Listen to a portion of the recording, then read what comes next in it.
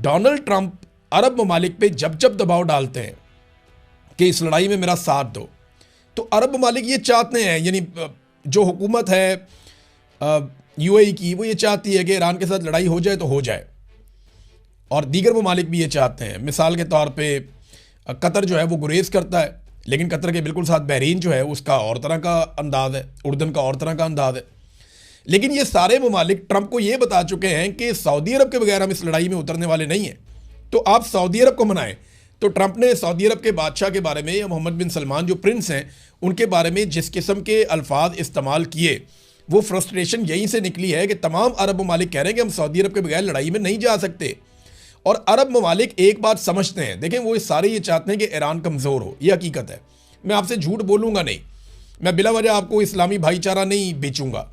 मैं आपको साफ बता रहा हूँ कि अरब ममालिक ये चाहते हैं कि ईरान कमज़ोर हो जाए, ईरान ताकतवर ना रहे, उसकी कैपेसिटी लड़ने की या किसी को सपोर्ट करने की ख़त्म हो जाए। ये अरब ममालिक बिल्कुल ये चाहते हैं, लेकिन वो अपनी इस चाहत के लिए खुद लड़ना नहीं चाहते। वो ये चाहते हैं कि ये काम कोई और कर दे उन्हें। हाँ, वो पैसे देने के लिए तैयार है, वो अड्डे देने के लिए तैयार है। उन्होंने बेशुमार डॉलर्स दिए, अरबों डॉलर दिए, उन्होंने अपने अड्डे दिए, उन्होंने फैसिलिटेट किया है, लेकिन वो इस लड़ाई को लड़ना नहीं चाहते, वो खुद सामने आना नहीं चाहते। और देखें वो इसकी एक और रीज़न भी है ना, इसके ऊपर एक अवामी रद्द-ए-अमल भी आएगा कि खलीजी ममालिक या गल्फ़ के ममालिक जो हैं वो इसराइल के साथ मिलकर ईरान पे हमलावर हों, तो एक अवामी रद्द-ए-अमल वहाँ भी आएगा, और पाकिस्तान अगर शामिल हो जाएगा तो पाकिस्तान के साथ भी आएगा। अब खलीजी ममालिक ने ट्रंप को साफ बताया कि सऊदी अरब के बगैर हम इस जंग में नहीं जाएंगे, और सऊदी अरब गुरेज कर रहा है, और उसकी एक बड़ी वजह जो है वो तुर्की, मिस्र और पाकिस्तान है। वो सऊदी अरब को इंगेज कर रहे हैं कि नहीं, आपने इस लड़ाई से अपने आप को बचाना है। देखिए, अमरीकी दिफाई निज़ाम जिन मामलात को नहीं संभाल सका, पाकिस्तान का दिफाई निज़ाम क्या वहाँ पे बेचता है, हम कैसे संभालेंगे? हमारे यहाँ पे इंडिया ने मिसाइल मारे थे, वो आकर गिरे थे हमारे अड्डों के ऊपर, हम उन्हें नहीं रोक पाए थे, उनके तैयारे हमने गिराए, बड़ी कामयाबी थी। लेकिन हमारा फ़िज़ाई दिफाई निज़ाम वैसा नहीं है कि हम सऊदी अरब को प्रोटेक्ट करें वहाँ जाके। वो अमेरिका का दुनिया का नंबर 1 है, रशिया और अमेरिका के पास है ना दुनिया के टॉप के।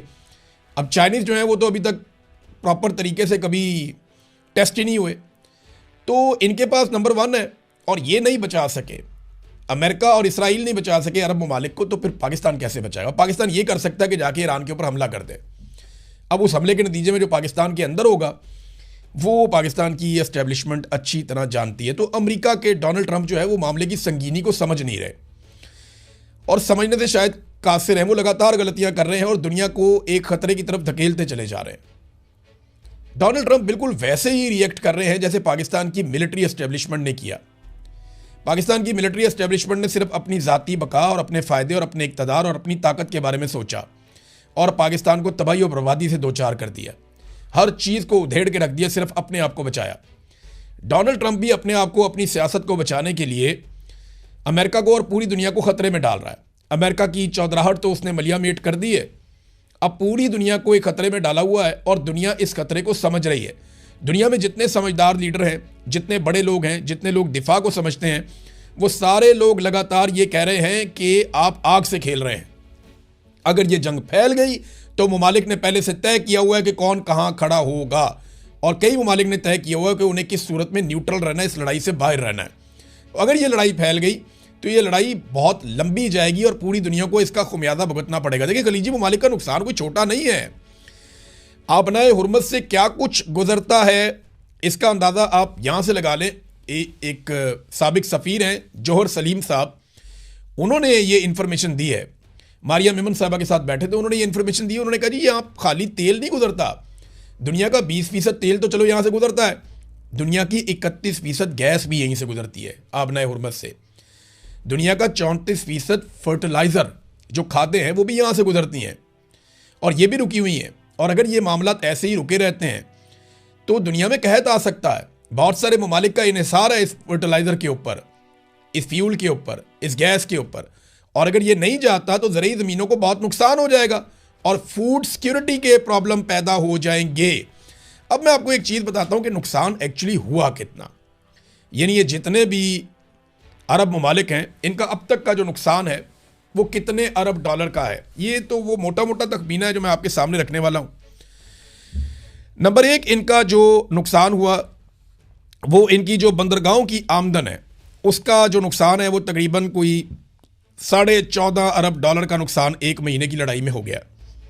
फिर इसके बाद तेल और गैस की जो बरामदात का नुकसान है वो लगभग $21.5 अरब का नुकसान हो गया। हवाबाजी जो एविएशन और जो सियाहत का नुकसान हुआ है वो लगभग $40 अरब का नुकसान हो गया। अच्छा, ये बड़े बड़े नुकसान आते हैं, अगर इनको आप देखें तो 75 से $80 अरब का ये बहुत बड़ा नुकसान है एक महीने के अंदर, ये अरब ममालिक को, खलीजी ममालिक को हो गया। अब इसके अलावा जो उनकी गुडविल है, यानी यूएई के अंदर जिस तरह कीमतें नीचे गई हैं प्रॉपर्टी की, उनका रियल स्टेट का बहुत बड़ा बिजनेस है, लोग वहां से पैसा निकाल कर भाग रहे हैं और ये अरबों डॉलर है, ये नुकसान अलग है। यानी यूएई ने, पाकिस्तान एक गरीब मुल्क है, कमज़ोर मुल्क है, ज़्यादा पैसा पाकिस्तान से नहीं जाता, तो यूएई ने पाकिस्तान के मामले में एक बैरियर लगा दिया था कि जो ज़्यादा पैसा लेकर आए, अमीर आदमी हो, ताकतवर आदमी हो, इन्फ्लुएंशियल आदमी हो, उनके लिए वीज़े मिल रहे थे। ज़्यादातर पाकिस्तानियों के लिए उन्होंने वीज़े बंद कर दिए थे। वजूहत अलग अलग हो सकती है, कुछ वजूहत हैं ये वहाँ जाके मांगना शुरू हो जाते हैं, कुछ वजूहत हैं वहाँ जाके फ्रॉड भी करते हैं लोग, कुछ वजूहत हैं वहाँ जाके प्रॉस्टिट्यूशन और अजीब-ओ-गरीब धंधों में भी लोग अब अजीब अजीब कहानियाँ छोड़ें। लेकिन ये है कि यूएई ने बहुत सारे पाकिस्तानियों के वीज़े बंद कर दिए थे। बहुत सारे ऐसे लोग हैं जो बड़े काबिल एहतराम हैं, उन्हें वीज़े नहीं मिल रहे थे, लेकिन अचानक से यूएई ने वीज़े खोल दिए और अब पाकिस्तानियों को हैरानकुन तौर पे वीज़े मिल रहे हैं। वजह यह है कि यूएई से लोग निकल रहे हैं और वो ये चाहते हैं कि लोग यूएई के अंदर दाखिल हों, ताकि एक डाटा जारी किया जाए कि जनाब इन हालात के बावजूद बड़े पैमाने पे और बड़ी तादाद में लोग यूएई में आ रहे हैं।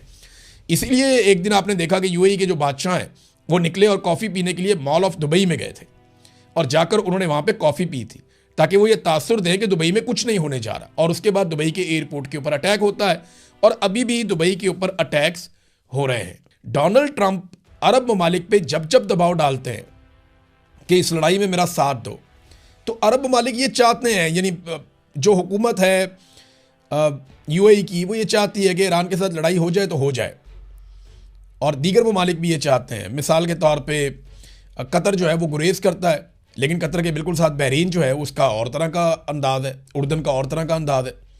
लेकिन ये सारे ममालिक ट्रंप को ये बता चुके हैं कि सऊदी अरब के बगैर हम इस लड़ाई में उतरने वाले नहीं हैं, तो आप सऊदी अरब को मनाएं।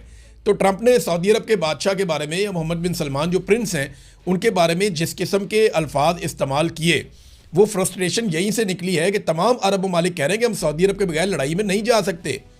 और अरब ममालिक एक बात समझते हैं, देखें वो सारे ये चाहते हैं कि ईरान कमज़ोर हो, ये हकीकत है। मैं आपसे झूठ बोलूँगा नहीं, मैं बिला वजह आपको इस्लामी भाईचारा नहीं बेचूंगा। मैं आपको साफ बता रहा हूँ कि अरब ममालिक ये चाहते हैं कि ईरान कमज़ोर हो जाए, ईरान ताकतवर ना रहे, उसकी कैपेसिटी लड़ने की या किसी को सपोर्ट करने की ख़त्म हो जाए। ये अरब ममालिक बिल्कुल ये चाहते हैं, लेकिन वो अपनी इस चाहत के लिए खुद लड़ना नहीं चाहते। वो ये चाहते हैं कि ये काम कोई और कर दे उन्हें। हाँ, वो पैसे देने के लिए तैयार है, वो अड्डे देने के लिए तैयार है। उन्होंने बेशुमार डॉलर्स दिए, अरबों डॉलर दिए, उन्होंने अपने अड्डे दिए, उन्होंने फैसिलिटेट किया है, लेकिन वो इस लड़ाई को लड़ना नहीं चाहते, वो खुद सामने आना नहीं चाहते। और देखें, वो इसकी एक और रीज़न भी है ना, इसके ऊपर एक अवामी रद्द-ए-अमल भी आएगा कि खलीजी ममालिक या गल्फ़ के ममालिक जो हैं वो इसराइल के साथ मिलकर ईरान पे हमलावर हों, तो एक अवामी रद्द-ए-अमल वहाँ भी आएगा, और पाकिस्तान अगर शामिल हो जाएगा तो पाकिस्तान के साथ भी आएगा। अब तक के लिए इतना ही। अपना ख्याल रखिएगा, अपने चैनल का भी। अल्लाह हाफ़िज़।